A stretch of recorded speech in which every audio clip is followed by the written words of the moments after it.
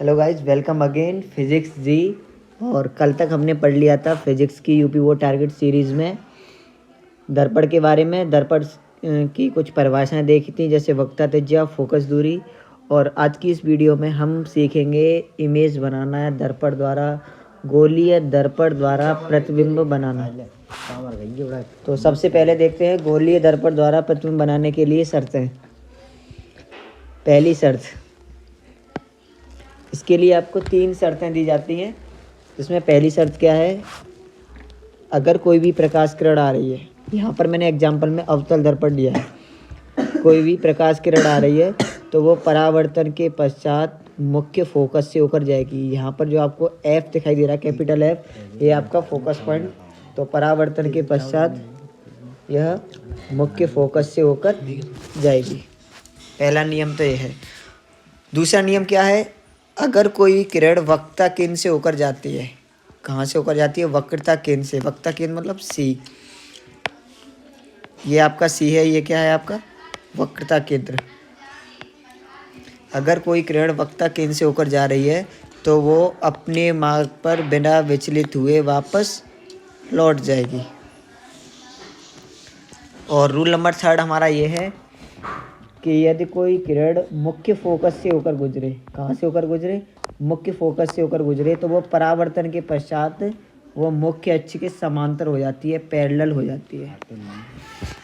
इन तीनों नियमों के प्रयोग से हम आगे गोलीय दर्पण में प्रतिबिंब बनाना सीखेंगे। हमारे गोलीय दर्पण जैसे 2 टाइप के होते हैं, बताया था आपको पहली वीडियो में, अवतल दर्पण और उत्तल दर्पण। तो इन दोनों अलग अलग दर्पणों में हम प्रतिबिंब बनाना सीखेंगे।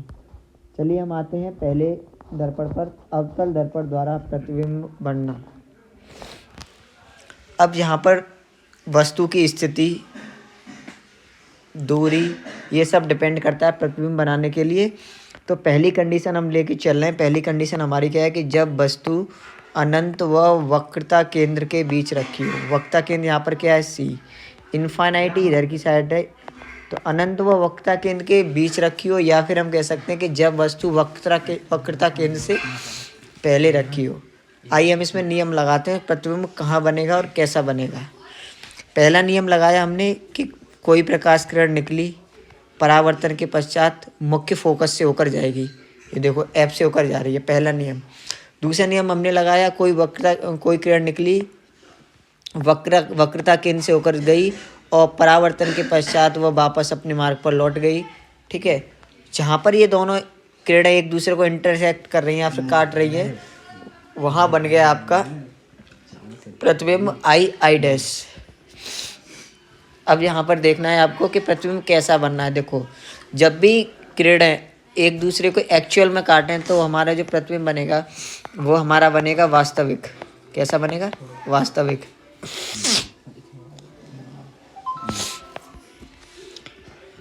और दूसरा, प्रतिबिंब उल्टा बनना है। उल्टा कैसे बनना है? देखो, वस्तु ऊपर की साइड रखी है लेकिन इमेज जो हमारा बनना है वो नीचे की साइड बनना है। तो कैसा बनना है? उल्टा बनना है। कहाँ बनना है प्रतिबिंब? ये मैंडेटरी भी है कि कहाँ बनेगा। तो प्रतिबिंब बनेगा वक्रता केंद्र और फोकस के बीच में। कहाँ बनेगा? वक्रता केंद्र और फोकस से बीच में। अब देखो, ये वस्तु से छोटा बनेगा। देखो यहाँ, देखो ये छोटा साइज है, ये बड़ा साइज है। तो वास्तविक उल्टा तथा वस्तु से छोटा, वस्तु से छोटा बनेगा। और कहाँ पर बनेगा? वक्रता केंद्र व मुख्य फोकस के बीच।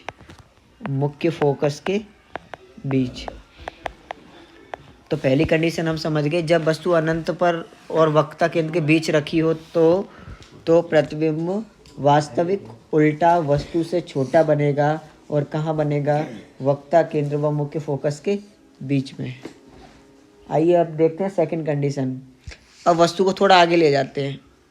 देखो, पहले वस्तु यहाँ हमारा वक्रता केंद्र सी है, इससे पहले रखी थी। अब हमने वस्तु को रख दिया वक्रता केंद्र पर रखा है कि जब वस्तु वक्रता केंद्र पर रखी हो तो हम नियम लगाते हैं। पहला नियम क्या है? कोई किरण निकली, ठीक है, कोई प्रकाश किरण निकली और परावर्तन के पश्चात मुख्य फोकस से होकर जाएगी। ये वाला जो पॉइंट है आपका, ये कौन सा पॉइंट है? मुख्य फोकस। दूसरा नियम हम लगाते हैं। दूसरा तो क्या लग नहीं सकता, क्योंकि वक्रता केंद्र से हम निकाल नहीं सकते इस किरण को, क्योंकि वक्रता केंद्र पर ही वस्तु रखी हुई है। इसीलिए हम जो नियम लगाएंगे वो लगाएंगे तीसरा, कि अगर कोई किरण मुख्य फोकस से होकर जा रही है तो वह परावर्तन के पश्चात मुख्य अक्ष के समांतर हो जाती है। तो यहाँ पर जो इमेज बनेगा, देखो जस्ट वस्तु के नीचे बनेगा और वस्तु के बराबर के साइज का बनेगा।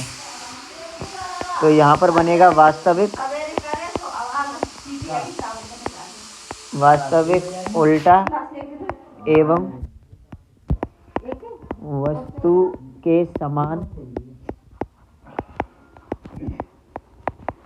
के समान आकार का बनेगा। ये कंडीशन जब है जब वस्तु वक्रता केंद्र पर रखी हो। और कहाँ पर बनेगा? बनेगा आपका वक्रता केंद्र पर, तथा वक्रता केंद्र पर बनेगा।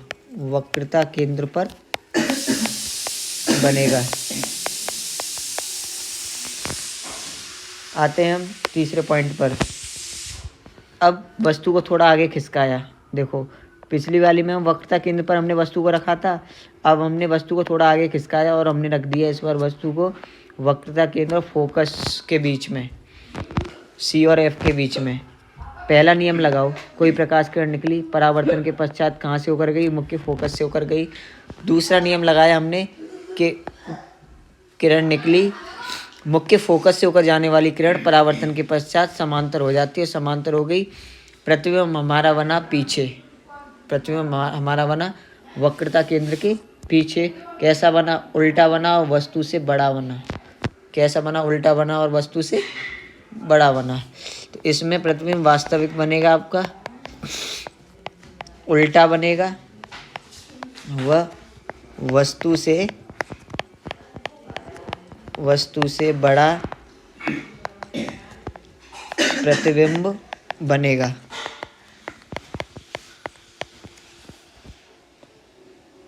अब हम वस्तु को थोड़ी और आगे ले जाते हैं। अब हम वस्तु को रखते हैं मुख्य फोकस पर, यानी कि अब हमारा जो ऑब्जेक्ट है ना, ये ओ डैश, ये हमारा किस पर रखा है?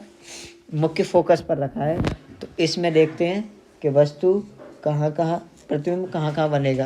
पहला नियम लगाया हमने, मुख्य फोकस से होकर कोई प्रकाश किरण निकली, परावर्तन के पश्चात कहाँ से होकर जाएगी?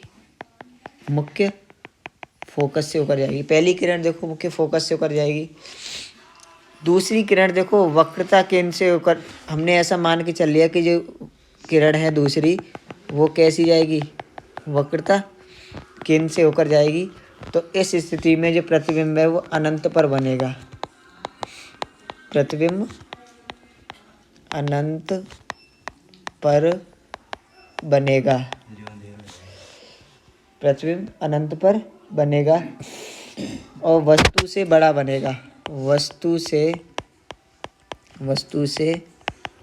बड़ा बनेगा।